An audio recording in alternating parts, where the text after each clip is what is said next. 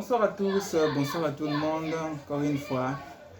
Bonsoir à tous nos auditeurs, téléspectateurs et internautes. Bienvenue dans votre émission Tête à l'air News, une émission où nous parlons vrai, où nous analysons avec lucidité et nous mettons en avant la vision du chef de l'État, son Excellence Félix Tshisekedi Tshilombo, et artisan du redressement national. Donc aujourd'hui, nous avons plusieurs sujets brûlants à la haine. Donc, liboso tolobela makambo bale concernant makambo ya Léopard akobeta lobby mardi et tokolobela bino concernant makambo ya bale, comment est l'état actuel de l'équipe nationale et comment va dérouler séance mususu ekolanda pour l'équipe nationale pour tesaki bino na chaîne na biso ezala makambo ya politique te eza pe aussi football pour toza ba sportif et tolobela bino surtout makambo économie parce que l'autre tolobela sujet belé te ezalaka surtout basé makasi na makambo économie oyo eza makambo ya dollar oyo déranger trop et tokopesa bino vraiment en détail tosala analyse moko vraiment approfondi boyeba comment dollar ekiti po ba question ezalaki tellement posé belé dollar ekiti ndenge nini et tolika topesa bino vraiment en détail comment dollar ekiti boyeba ekeza magie te eza juste une stratégie monétaire esalami pour dollar ekita et na suka topesa bino makambo ya est oyo eza que toujours il y a des problèmes et tokopesa bino situation actuelle ya est ya pays ba avancer onini ba wazalendo na ba FARDC baza kosala. Et premièrement tokobanda concernant makambo etali makambo ya bale et ba lobby mardi ya desa kobeta contre Soudan dernière journée ya éliminatoire ya Coupe du Monde oyo kobeta na États-Unis, Canada na Mexique.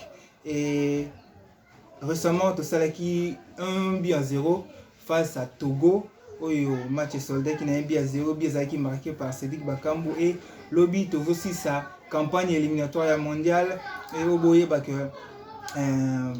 après cela pour tout ça qu'on croit vraiment na qualification directe mais tozo croire toujours na qualification indirecte et qu'on passer na ba barrage et qu'on beta na niveau africain. Après cela il kokende pe na niveau international oboye ba que le pays où ils a choisi ou bien ça désigné pour accueillir compétition il y a ba barrage qu'on beta meza le Maroc parce que il y a une infrastructure sportive moderne et bien Maroc a toujours choisi comme pays où il y a un éliminatoire, il y a barrage et la Confédération africaine de football a officialisé qui format un tournoi PO et pour réunir 4 meilleurs deuxièmes, il y a éliminatoire africaine, il y a cette prestigieuse Coupe du Monde 2026 et le 9 groupes de 6 équipes verront premier se qualifier et se qualifient directement. Donc le premier groupe va se qualifier directement tandis que les 4 meilleurs dauphins, donc 4 meilleurs deuxièmes s'affronteront pour décrocher une place au barrage intercontinental. Donc pour garantir l'équité, le résultat contre l'équipe classée dernier du groupe ne seront pas vraiment prises en compte. Donc il y a des décisions à CAF que l'équipe qui a résultat dans la prise en compte pour Érythrée à Zalaki écarté ou bien Zalaki écarté Masengaki à l'Ongwanae na éliminatoire la Coupe du Monde. Le tournoi est prévu au Maroc du 13 au 6 novembre 2025. Donc la compétition se jouera sous un format à élimination directe avec 2 demi-finales. Donc il y a deux demi-finales, des équipes, donc 4 équipes au Kaboula, 2 demi-finales avec et une finale.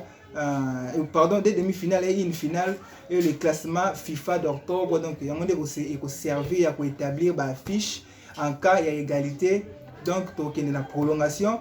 Puis après ce qui prolongation c'est que vainqueur à monnaie donc il y a battu au but et cela par règlement à CAF que il y aura 5 remplacements donc seront autorisés, donc 5 remplacements seront autorisés avec une 6e possibilité la prolongation. Donc Moutoua a gagné na barrage wana na Maroc qui me représenter Afrique sur les plans ya continent, donc les bandes ya continent, donc parce que na chaque continent continent ba représentant na bango ba ko représenter ba continent concernant ya ba éliminatoire après ba continent tout ba ko sala sous 2e barrage ou ba ko luka vainqueur moko yenda ko kende ko représenter ba barragiste na Coupe du Monde. Et FIFA asali format moko comme ça très équitable pour l'équipe nyonso ba ko participer. Donc demi-finale moko les l'équipe est mieux classée, l'équipe est moins classée, ba on ba ko beta demi-finale après ba kei na finale pour na ko koluka vainqueur moko. Mais le côté saison ça la passe ça éviter ceux qui sur la FECOFA veut quoi au juste avec ce fameux prix. On dirait qu'on sera vraiment là au stade pour célébrer la qualification directe alors que les qualifications sont indirectes. Donc pourquoi prix à billet à Makasi Boye, donc tribune latérale et pour tout, ils ont 25 000 francs. Donc au pénal, c'est pélaté. L'équipe même $10. Donc ils ont vraiment là, plus de 13 ou 14 $. Et tribune centrale, ils ont 50 000 francs. Et tribune d'honneur B, ils ont 150 000 francs. Tribune d'honneur A, ils ont 200 000. Tu évites ceux qui favoriser juste le ministre, tout na passer juste temps, il y a la match alors que tu as un animateur, tu as un Congolais pour appuyer l'équipe nationale et Kende Liboso. Et là, tu as vraiment ministre des Sports, mais tu peux revoir. Puis nous avons un billet malgré le match comme déjà à la veille. Et ça l'a tellement bien battu au stade. Tout ça pour espérer toujours la qualification à Léopard. Même si le barrage est tellement difficile, surtout la présence de Cameroun, tu as toujours bête, mais tout ça pour espérer Sébastien de Sabre pour Luka Achaba jouer moi à Malonga pour Luka pour PCRDC image bien pour représenter encore une fois pour la deuxième fois un pays nabiso na Coupe du Monde après oyo les cas qui n'attendent il y a Mobutu na époque ya Zaïre et ça l'a tellement malade et surtout tout côté des thèmes sujet ça concernant l'économie tout le baki makambo économie tout le belango tellement trop yango déjà vraiment parmi les sujets de base ya makambo ya économie ya mboka et surtout ils ont concerné la baisse du dollar en détail seulement analyse moko approfondie boye le koni les cas qui pour dollar et quitte vraiment ndengeza ko quitte parce que il y a d'autres gens parce qu'on se poser des questions comment dollar est quitte et aux OP Sabino vraiment en détail ndengeni dollar est quitte qui d'abord ce qui s'est passé exactement pour dollar et quitte depuis environ septembre fin en septembre 2025 taux de dollar américain par rapport au franc congolais ils ont vraiment un quitte qui rapidement surtout na Kinshasa et $10 ezalaki na 29 000 na ba place mosusu ezalaki 30 000 mais le lot ekiti na 18 500 et na ba place mosusu eza na ba 19 000 comme na ba community bandal Kitambo na Gombe kuna dollar eza un peu exagéré bazo lexa 500 mais bazo lexa 1000 francs comme si bango bazana ba commune miroir ya ville ya Kinshasa ba puis na bateau na bango eza un peu à komata et pour na que dollar ndenge kiti batali boso basala ki ba remarquaki yango c'était les cambistes eux-mêmes babande koloba que les gens vendent plus de dollars qu'ils n'en achètent donc babande ko côté 4 plus ba dollars que ya kosomba et oyo yango salaki que valeur ya franc congolais et mata et vraiment donc ba vraie raison au pena que sali dollar et qui t'a donc ko ça l'analyse économique et ça que première raison ça donc cause principale où c'est que le dollar qui ta première cause c'est ça cause A c'est intervention de la Banque centrale du Congo.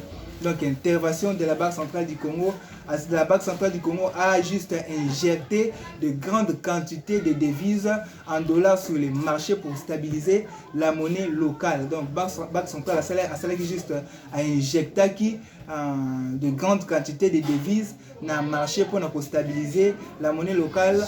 Donc en vendant beaucoup de dollars, et elle a créé une abondance de l'offre. Donc le dollar a perdu la valeur, baisse du taux, donc le dollar a perdu qui valeur qui baisse du taux et ça qui juste une stratégie monétaire pour maîtriser le dollar et stratégie monétaire B et ça qui c'est juste un paiement des agents publics en francs congolais. Donc le gouvernement a payé des fonctionnaires, policiers, enseignants, militaires en francs congolais et non en dollars. Et ça là qui vraiment augmenta qui demande dans francs congolais donc valeur en francs congolais mataki et dollars et kitaki. Et troisième mesure donc stratégie monétaire c'est où ils allaient appliquer mesures strictes du ministère des Finances et de la DGI. Donc la DGI a commencé des ventes aux enchères de biens saisis et des recouvrements forcés en francs congolais.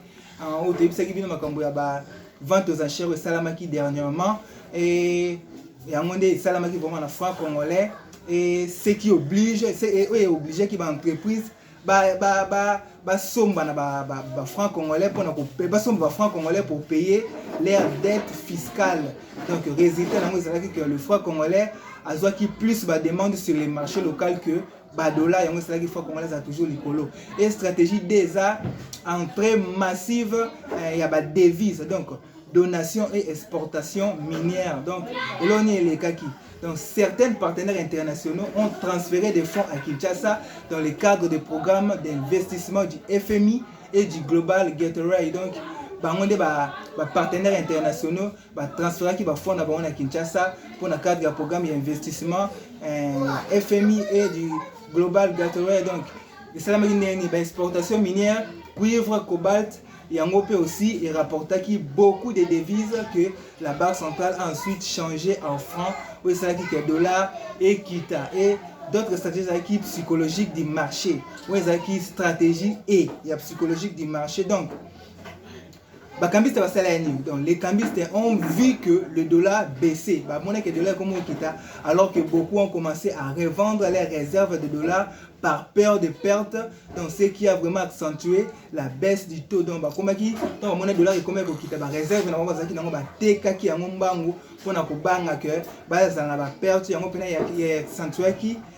Baisse du dollar rapidement. Et ça parmi les éléments de ces libino.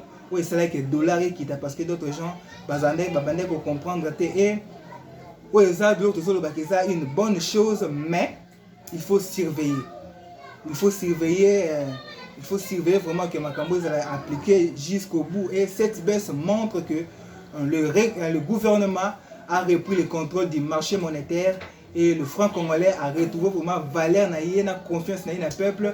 Les populations comme préférer franc congolais que dollar. Donc franc congolais a retrouvé valeur na confiance na population et cela baisse temporairement le prix des produits importés. Mais attention, si la Banque centrale du Congo arrête d'injecter des devises, et le taux pourrait remonter encore une fois.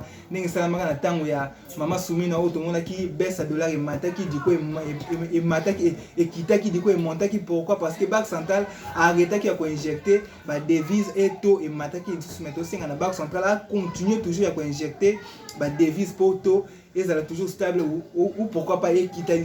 Donc il faut maintenir surtout la production locale et les exportations pour que le franc reste fort naturellement. Et le retour c'est le gouvernement angwana. Alors c'est juste idée na ministre il y a économie na gouvernement à banque idée na biso comment stabiliser durablement taux oyo po et matalisu comme des salaki po il y a d'autres gens baza ko banga ke ko matalisu mais selon biso to ko pesa bino stratégie ou bien idée nini bokoki ko stabiliser durablement taux pour mata. Donc voici les solutions que biso to proposer pour renforcer taux ya dollar vraiment durable et matalisu premièrement ça encourager la consommation locale, produits congolais, acheter congolais. Donc il faut vraiment encourager la consommation locale et produits congolais, acheter congolais. Donc deuxième solution c'est soutenir le PME et les agriculteurs pour réduire les importations. Donc il faut soutenir les PME et les agriculteurs pour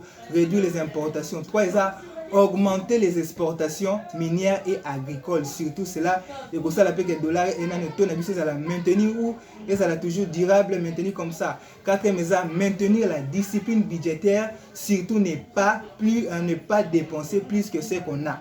Surtout on a payé et qu'on faire que ton habitude la durablement maintenir. Surtout lutter aussi contre la dollarisation et l'on est aussi donc contre la dollarisation excessive de l'économie. Surtout payer plus en francs congolais qu'en dollars. Ndebo bandi ko futa ezala na ba enseignant, na ba policier, na ba militaire, na ba fonctionnaire, il faut que futa bango toujours en francs pour francs ezala toujours na circulation. Et la baisse du taux du dollar n'est pas vraiment un hasard selon d'autres croient. C'est le fruit d'une politique économique coordonnée par le gouvernement de Félix Tshisekedi à travers la Banque centrale et le ministère des Finances. Donc c'est la preuve que l'État est en train de répandre la main sur la monnaie nationale après des années où le dollar a dominé qui trop. Maintenant l'État comme pour répondre contrôle na franc national et le franc congolais les a fierté na biso national et stabilité na mozo dépendre pe na biso et ceux qui vraiment produire congolais, consommer au pays congolais et payer ben pour nabiso les francs congolais deviendra fort comme avant.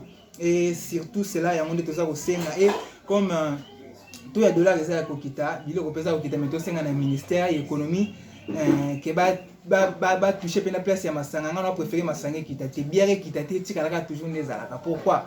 Parce que jeunesse ya kin ya ba kinois, jeunesse ya mboka eza vraiment ya kobeba cause ya makambi ya alcool, surtout na kingabwa na commune na kingabwa na kona limité kingabwa ba whisky zo sala tellement kuna makasi o ezo permettre que ba jeune bazala toujours détruire na ko landela ko trouver ba solution na makambo mboka ba jeune ba komi trop na ba bimela mela o ezo bebisa moral na bango, surtout on a préféré vraiment bière et tikalaki karade quand même prix na yango surtout ndenge zalaka 3000 4000 etikala bongo poso bokiti tongo 1500 1000 francs bato bandomela moko bandomela bakazi, alors jeunesse ezala toujours détruit, surtout kokanga ba usine ezosala ba whisky moko ezobebisa jeunesse na kingabo ezoproduire eloko te, même si bafutaka bempo, même si bafutaka bataxe, soki ezodétruit vie ya bato eza na ntina moko te.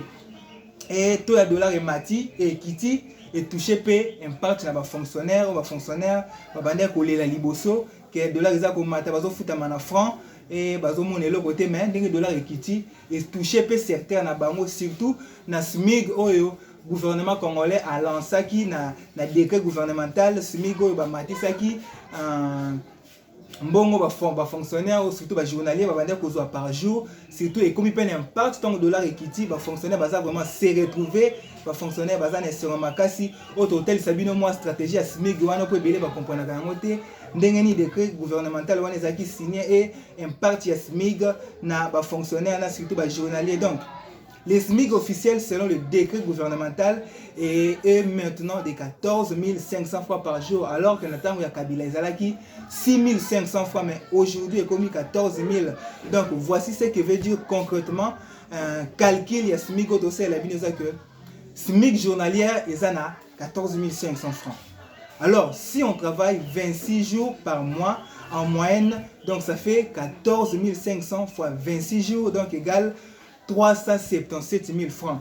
Donc, oyo tokoloba na kala ezaki vraiment n'impact, mais ce que comme n'impact pour dollar eza ya kokita, surtout 377 000 francs. Surtout beti yango na taux du jour ba komi déjà na ba 280 quelques dollars, alors que na kala bazaka na ba 5 quelques dollars. Donc moi déjà ba fonctionner ba comme déjà n'impact, surtout ba vivaka na ba surtout ba journalier, donc ba komi vraiment n'impact makasi concernant makambo ya baisse ya dollar et bato baza concerné na SMIC pour son application. Donc les travailleurs du secteur privé bango nde baza concerné na makambo ya SMIC et surtout ba ouvriers et ba employés ya ba entreprises commerciales et industrielles bango nde baza vraiment concerné na makambo ya SMIC et sert aussi de référence pour les salaires publics. Et donc, mais en réalité, les postes c'est que beaucoup d'entreprises ne respectent pas encore ce taux à 100%.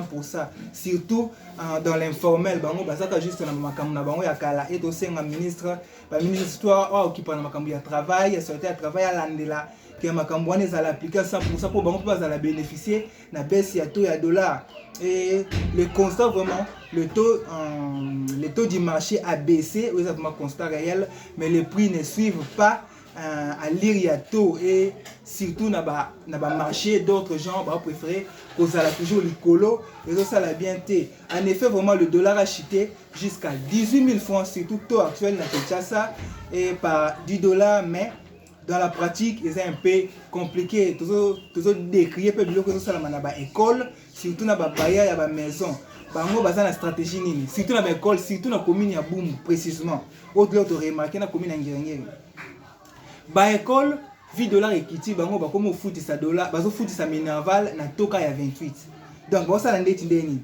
Ce qui Minerval les a peut-être 200 dollars na nemo bimba na 200 dollars wana oyela bango na taux ya 28. Eli oyo futa bango na franc, oyo futa bango na dollar te.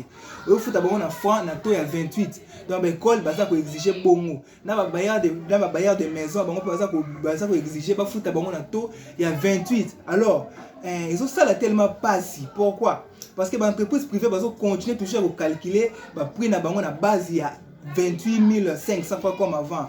Alors que comme si le taux n'a jamais changé, alors que tout a changé. Cela vraiment crée une injustice économique. Les peuples ne profitent pas de la baisse du taux.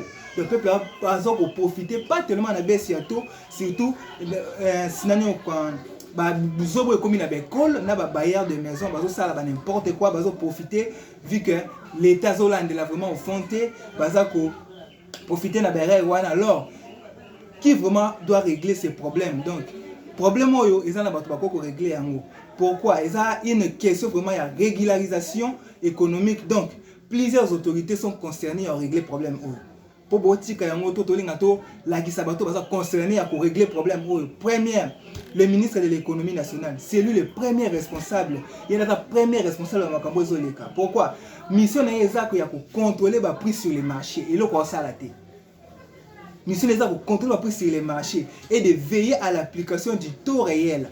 Et le ministre de l'économie a sala te. Donc ça erreur ministre Mukoko Samba oyo ozo sala et il y a que sanctionner ceux qui abusent du taux d'échange pour faire de la spéculation. Sanctions exactes jusque là malgré ba mesure bolansaki na terrain eloko eza nango sala mate bato bazo sala ba biwana bazo continuer pour bazo mona ba élément basate sur le terrain. Donc actuellement c'est le ministre Mukoko Samba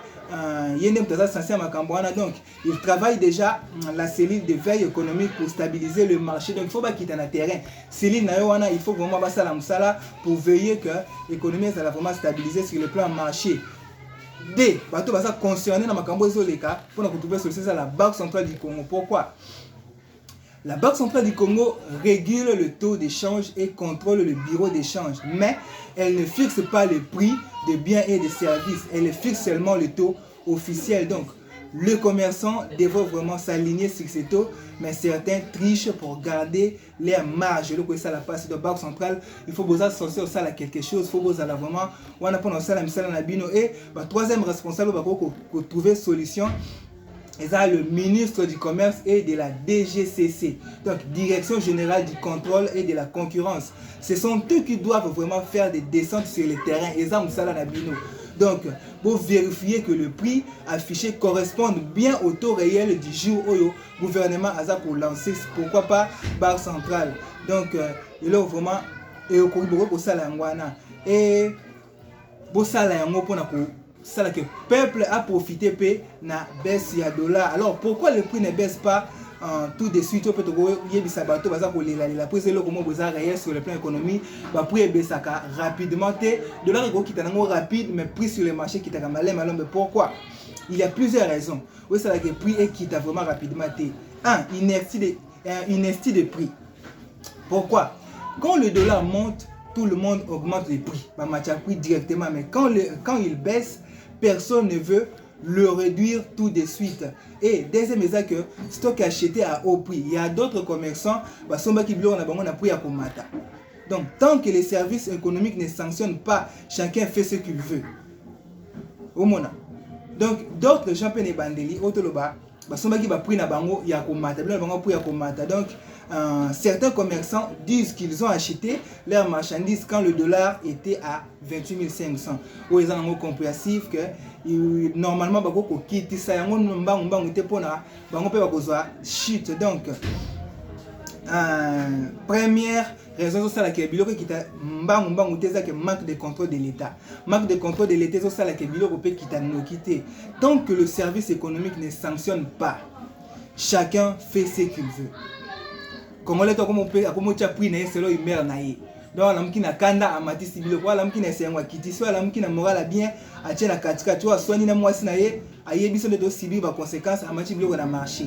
Donc on les a parmi ba biloko ça la ke biloko kita na marché no quitter et d'autres raisons et celles qui bloquent qui étaient la psychologie du marché. Donc beaucoup ne croient pas jusque là que la dollar baisse va dire, donc la baisse du dollar va vraiment durer. Alors ils gardent leur prix élevé par prudence que un jour ça va perdre. Alors ce que le gouvernement doit faire maintenant, imposer l'affichage obligatoire du taux de référence dans les écoles, dans les loyers et commerce. Donc d'autres raisons pour lancer une campagne de contrôle national menée par le ministre de l'économie et DGCC. Donc il faut lancer vraiment une campagne pour contrôler ce qui vraiment bah décision de l'État et ça appliquer et d'autres pour mettre en place une ligne verte pour dénoncer les abus.